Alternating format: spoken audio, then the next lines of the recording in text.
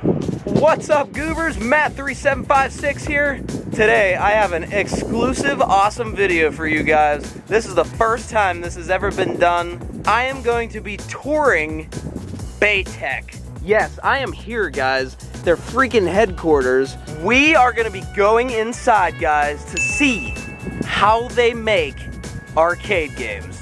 That is the most adorable thing of skee ball I have ever seen in my life.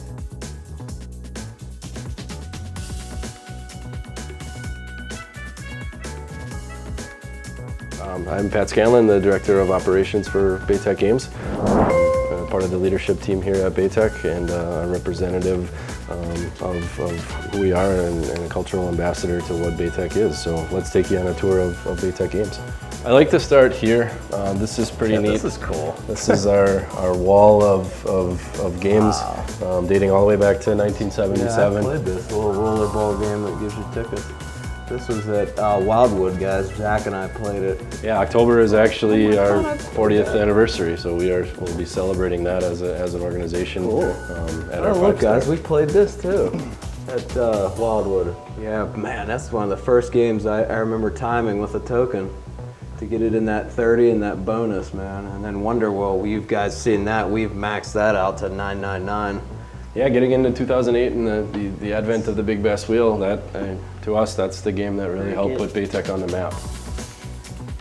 My absolute beloved right here. Tower of tickets. Yep. I have spent so much money, I should have just bought the damn game. I'm so terrible at that game. I can't wait to watch it. it play it because Love it. I cannot, I can't. I can't believe we're here. I saw the video hack where, you know, here's the tips on how to win the 1,000. Yeah. What's neat about that game is, like, every time you're so close. Right. You're so very close to winning. I mean, you guys dialed that in, like, unbelievable. Right. I think when you think about Baytek and you think about what we do, we obviously make games, but what makes Baytek is who we are. And one of the neat things here is our Fanoogie board. So everybody gets a nice embarrassing photo of their first few days with the company. Nice. So as you can see, we've got quite a bit of folks that have been around Baytek for quite a while. We're a unique bunch. We are a family. That's what keeps us together. That's awesome. And as we've grown, you can see the amount of new teammates we've had to add to. Typical life cycle for a game, right around 3 years in production. Bass Wheel really broke the mold with that, which is cool. But anything that has longevity beyond 3 years, you know, we consider that a pretty nice win. Oh my God. I just want to sit back and watch him go. You know? Oh my God. Yeah, this is dubbed the Centennial. This is a home market piece, so this is sold strictly into homes. Oh, wow. Hey, crank it. Video yesterday, well, as of filming this, I got that 250. It was very generous. It gave it to me. It was... Yeah, we like to favor the player, so if it's cool. iffy, we'll lean the way of the player. So. Yeah, I was surprised. It made for a good video, though. So I'll take us to the beginning of our process where we start literally cutting raw sheets of wood and then walk you through how it all comes together. Nice. There's your game, yep, that's how it starts. That's it, guys. Look at that. So we're gonna see how it goes from this to finished game right now. Let's do it. Yeah, this plywood here specifically is for skee ball alleys. Okay. So we use a special veneered plywood to create that game. It's not like any of the other plywood we use. Right. And it all starts right here with one sheet on a router. So we've got 3 CNCs that cut all the flat stock for all 3 value streams that run games. All the cutouts, they'll separate the parts. Or? Yeah, all CNC controlled. Basically the programs are preloaded into the controller. The operator hits go, and then they take care of removing all the pieces, bringing it on the cart. He's gonna load one up right here.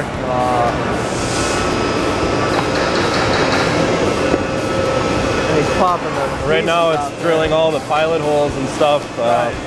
These are the locations that screws and brackets and things are gonna be installed to. It's doing that through a drilling operation. It'll stop that and then go to a mill cut, produce all the parts. So these 2 machines here really serve value stream A. So they work in tandem together. You know, we're aiming for 15 plus games a day out of value stream A. So these machines are going pretty constant. The 3rd machine over there is satisfying demand for value streams B and C. And everything flows out this way.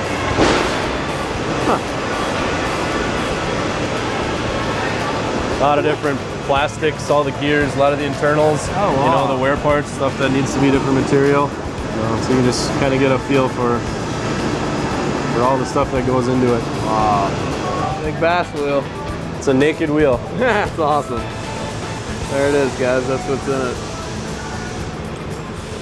That's cool. Yeah, what do you see here on this cart? We're a one cart, one game kind of operation.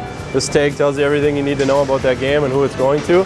And then all the parts are loaded up here by our router crew, and they come through our second operations finishing area here. Wow. We run any game at any time. If this line was empty, we could start cutting a game in the morning and get it through our process by about the end of the day. Wow. So these stations are balanced out to try to create a move every 30 minutes. Wow. So we want a game off the A line coming off at every 30-minute pace.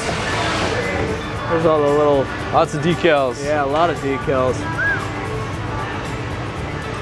We have a great graphics department here that comes up with all this cool stuff to make the games pop, you know. So at this point in the plant, this is where we like to say all the fun really comes together.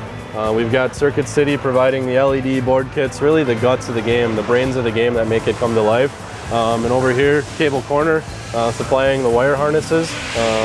So they're feeding all three value streams with the continuous flow of harnesses to send those signals across these games to make the sensors sense and the bells ding. So right. This is kind of a shot down. Oh wow, that's cool. Final assembly for value stream A. We've got bass wheels, the tower tickets, the quick drop, ticket monster down on the end. So again, at the rate of customer order, we fulfill down the assembly lines. Wow. Piece of equipment that helps us be a flexible manufacturer is a selective solder machine. So we can place a board in here and have it solder the components to the board from the bottom. Wow. Isaac's our resident operator here. He can give us a quick demo. So you see here is the bottom side of the board running with the solder, leaving nice, clean, perfect solder as it goes through.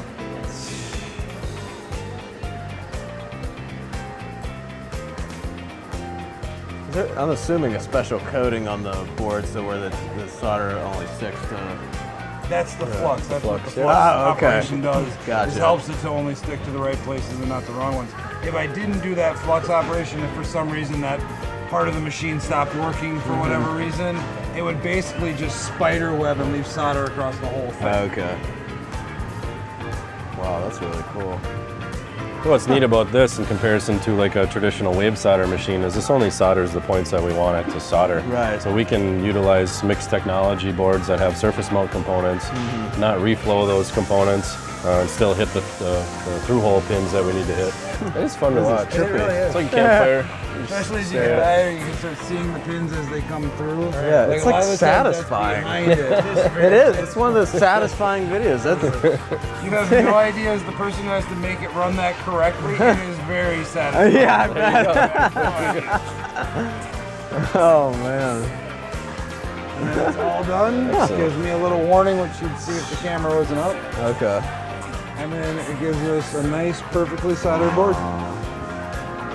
You can see as the games are coming down, we're starting to add more and more components to front doors, plates, coin mechs, card readers, whatever it calls for, side rails and windows. Basically prepping it for the wheel install as it gets further downstream. You can see behind the line in what we call our subway area, they're sub-assembling. Wires in there. A lot more wires than I thought there was in tire tickets. Holy moly. And there's your tilt sensor right there, guys, the little bobber. Oh, go ahead, sorry. Yeah, we're moving the line.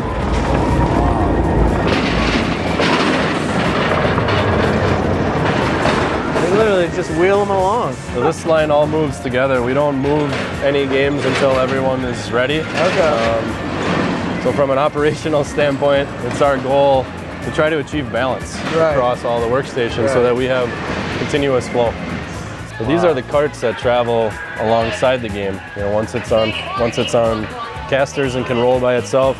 These are the rest of the parts that are a mix of both fabricated parts and purchase parts, following the game along and being installed as we go down through the process. Question for you. Yeah. Did you guys, on Tower Tickets, did you partner with E-Lot? Is that why their name's on that? Or what's the deal with Tower that? of Tickets was E-Lot's game. Oh, really? So they came to Baytek and said, how can we partner on this? Huh. They were having difficulty manufacturing it out of Belgium. Okay. So we partnered with them as a contract manufacturer, and then Baytek took it another step to create the Tower Tickets Reload version. Right. The traditional version, they fell through. Right, yeah, and you had to redeem them. We went, we said, well, let's make it Genius. easier. Right. Keep the towers on the playfield to have a a target-rich environment, as you would call it.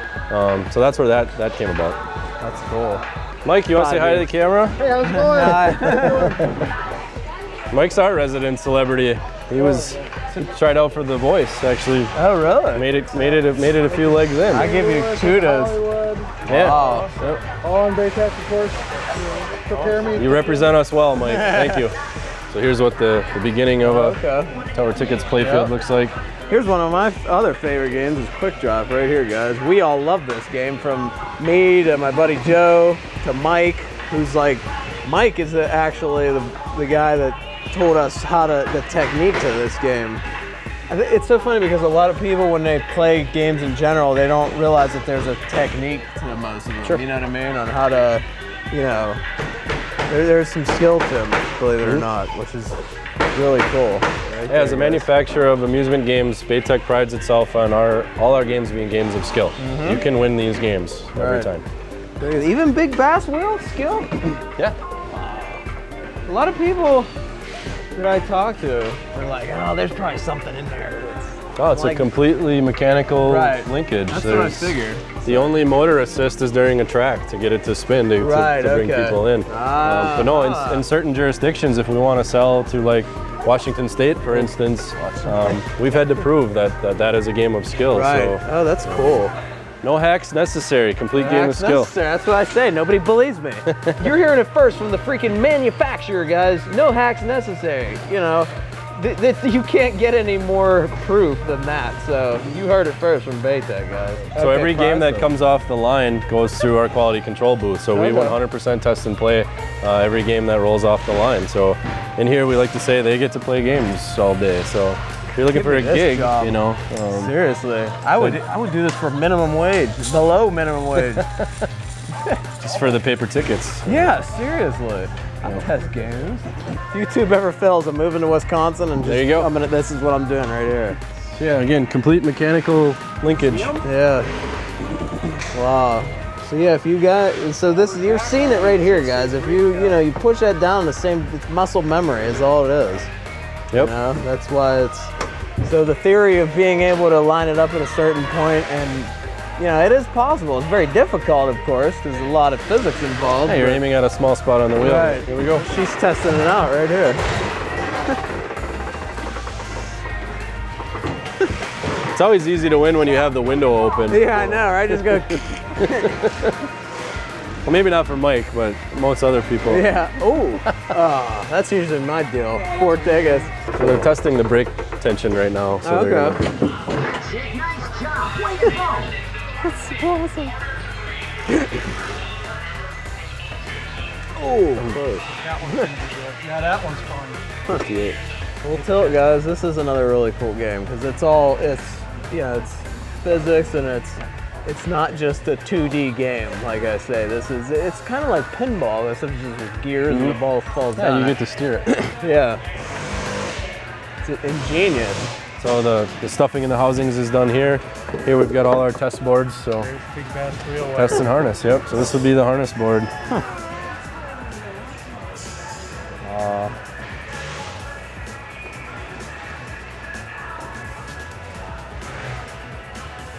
Where they're born. And one thing that Baytek really prides itself on is our customer service. So we have a full technical and customer service phone center that supports games for up to 10 years past retirement. So some of those titles that you were naming off early on the placards up front, some of those we're still sending service items to, even beyond the 10 years. So, Right. Wow, that's awesome. we can do something to help you keep your game running, we're going to do it. That's awesome. Yeah. Well, these are Wonder Wheels that are going out for replacement. You know, after that many spins, you need a new wheel. Yeah, exactly. Wow, look at that.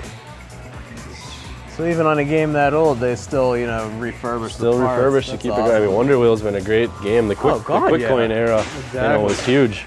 So this area here is our launch pad area. They are the link between product development and manufacturing. So their job up here is to take what is coming from product development, make it as manufacturable as we need it, and then get it out into production. So they're doing manuals, they're doing station timings, they're doing operator training. All that stuff happens up here to bring these games to life from a manufacturing standpoint. And Perfection is the next game going into launch. I think it actually starts the launch process tomorrow. Wow. And then we're looking to start releasing as early as November. Ooh, I like it. Man, I used to play Perfection. It doesn't exist yet. Yeah, look at that. You saw it first. Right here. It's really cool. Here's where all the secret sauce is made. Top secret. We'll have to be look at that, guys. Shebang. You guys can get a secret pass. Here we go. We've got a bunch of red balls and then one yellow ball, and the objective is to land the yellow ball on the right spot, target line on the screen. So as the game begins, red balls will come out each side and start to filter their way down, and then you've got to time the yellow release to match up with where you want it to match up. Oh, that's good. Yeah, see, that's my kind of game right there.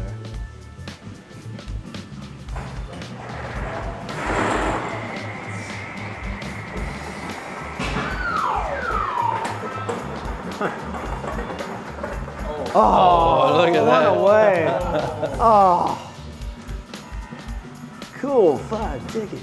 Nice. All right, jackpot, first try ever. Yeah, right. First try ever.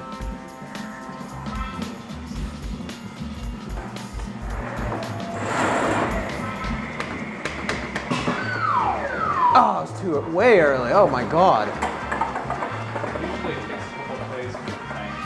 Yeah, that's what I was just gonna say. That's a pretty common result of the first time play.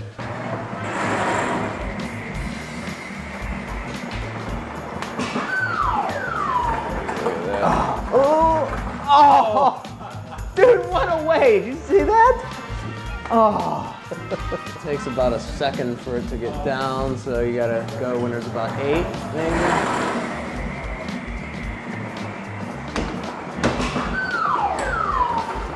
Oh, too late.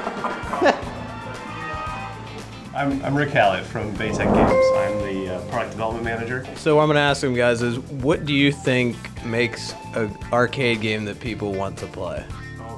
That is a great question, and not the one you prepared me for. So what makes a great game is going to be different for different types of people, obviously, but we target games for a very wide range of players.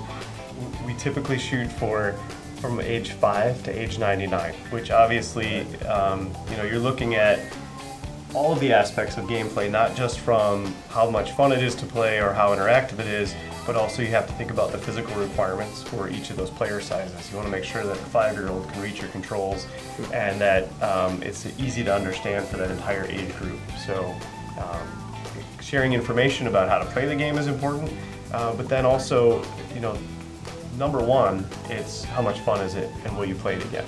All right, so the other question I have for you is, how do you come up with games? So the game ideas come from a wide variety of players and people here at Baytek. It could come from people inside the company, it could come from people on the team. Typically what we start with is something as simple as the napkin sketch of a thought around a game idea. Sometimes people will come with a theme that they want to use if there's a particular movie or a character that they would like to involve in a game and come up with a gameplay around that. Sometimes it could be something as simple as a piece of a board game that you like to play as a kid, and how can we incorporate that and make it something fun that will get you out of the house and want you to come to a game room to play in a much larger form factor. That's cool. Awesome. All right, Goobers, thank you for watching our tour of Baytek, guys, and how arcade games are made. If you guys enjoyed the video, hit that like button, guys, and subscribe for new videos every Wednesday and Saturday. Matt3756, I'm signing off, saying thanks for watching. Click here to subscribe so you don't miss future videos. Check this out for similar videos and watch my newest video here.